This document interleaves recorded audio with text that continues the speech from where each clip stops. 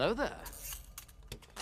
Hi guys, I'm Patrick and this is Kayla and we are the Nerdy Couple. Welcome back to our channel, guys. So sorry about not posting regularly. We're getting back to school in about 3 weeks, so in that time we will have set times to actually sit down and film and bring all things nerdy to you guys.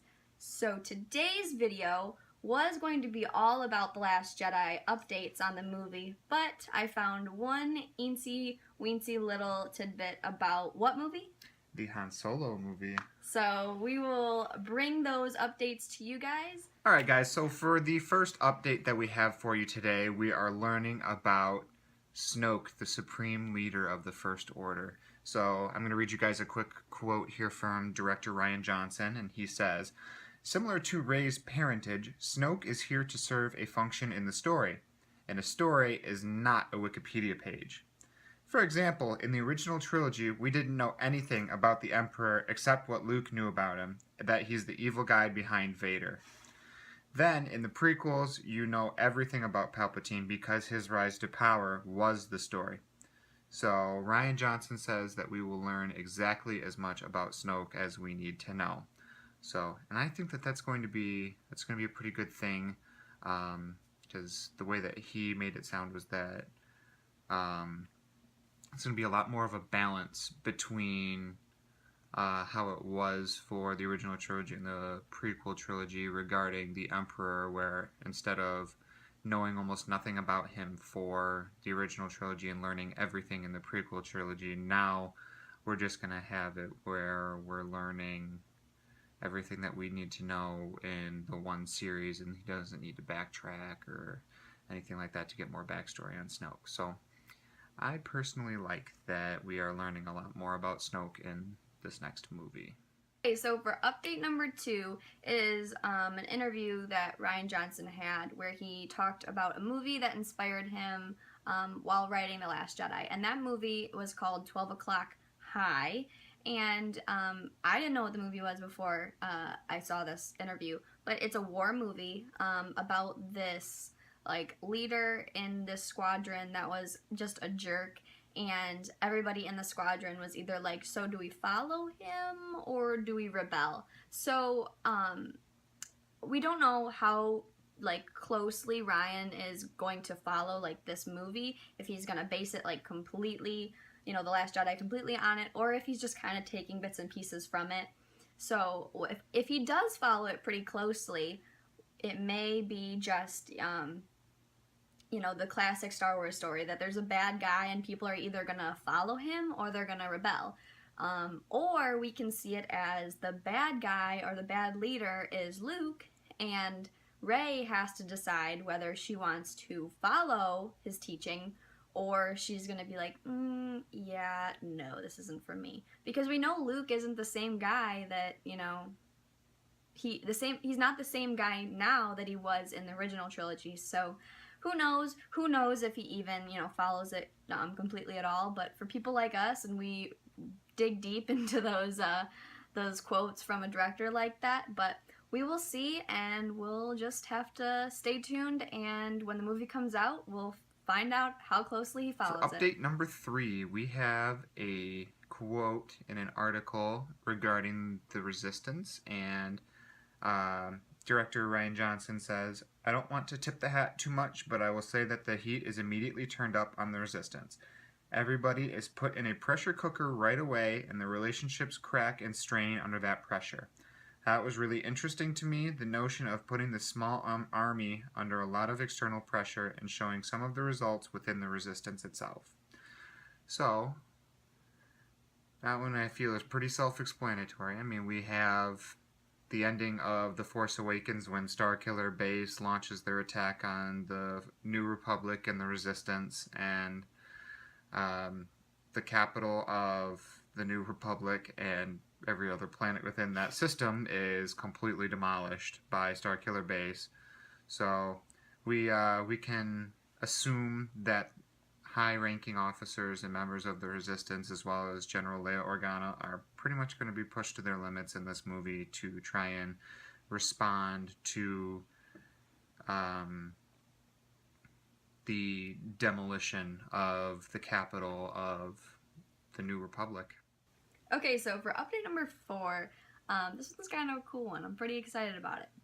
So, from a picture of the Last Jedi sticker book leaked online, and we got some insight on how the really scary looking weapon that a stormtrooper is walking around with in the behind the scenes trailer for The Last Jedi is used.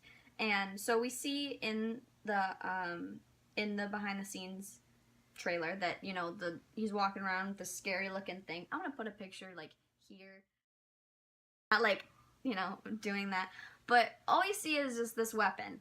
And in the sticker book we see kind of an insight on how this weapon is used. So I'm gonna put another picture like there. And oh wow. So as you can see, it's scary, and it looks like an industrial taser, and it looks terrifying. Big old cattle prod.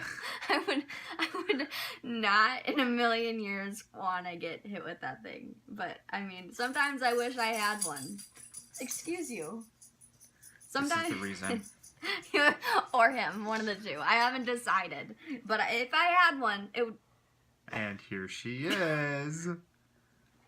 it'd be utilized. So, yeah, that's an update. So. All right, so next update number 5. Like Kayla said earlier on in this video, we can't really expect Luke Skywalker to be the same knight in shining armor that he was in the original trilogy. We actually have a quote here from Daisy Ridley. I'm going to read it to you right now. She says, "I don't think one girl who he doesn't know turning up with a lightsaber is going to make him go, oh, yeah, of course, I'll get back into the action." And that is straight from Daisy Ridley herself. So, basically her quote is kind of foreshadowing us and saying, yeah, Luke is probably not going to be gung-ho about getting back into the fight, and it's clear that he's definitely living with a lot of guilt, and that's believable considering he left his new Jedi Order that he created and left all of his family and friends behind. Well, So- and also, not to hijack your little thing there, but another thing is, like, we know these characters. Like, we know Rey. We went through a whole movie with her. We got to know her, and we love her. And we may be like, oh my gosh, yes, this new girl from the new movie is gonna meet, like, one of our favorites from, you know, the old movies. But, like, Luke doesn't know that. Luke doesn't know Rey like that. So we can't just assume it's gonna be, like, this connection right away. Like, moment. But, you know, we just have to understand that it's a movie. And, you know, Luke has gone through some, you know, some shiznips. So we can't just expect him to be like, oh. So yes. For our 6th and final update, I told you guys we were going to have a Han Solo update. So here we go. This year, for Fandom Fest in Kentucky, this actor named Spencer Wilding was supposed to attend, and he had to decline the offer. And so Fandom Fest put out a announcement about him not being there. So they said Spencer Wilding has landed himself a role in the upcoming spin-off. So the Star Wars spin-off, which would have been Han Solo. And, you know, I looked him up and I had no idea, never heard of his name before, so I just assumed, you know, it was going to be just the new guy added to the Han Solo cast. You know, wasn't a big name that anyone knew about. But when you look up who Spencer Wilding is, he played Darth Vader in Rogue One. So maybe we get Darth Vader in the Han Solo movie. Maybe. That would be awesome. Anytime they just sprinkle a little bit of Vader in there, it's like, this is Star Wars. Isn't it just like... This is great. It's like when you add salt to food. It's like, it's just the little bit that you needed. That was a really weird way to say it. But it's true, right? Sure, yeah, just like that. Seasoning, I don't know, whatever you put on your food to just make it taste... A little bit of pepper on it. Bacon, I don't know, whatever you put on your food to just make it, you know, taste a little bit better. Darth Vader, I'm excited, okay? So that is it for our updates. Yet again, we're gonna try and be more structured with our filming. More proactive. Yeah. Just for you guys. Yeah, because we know you love us.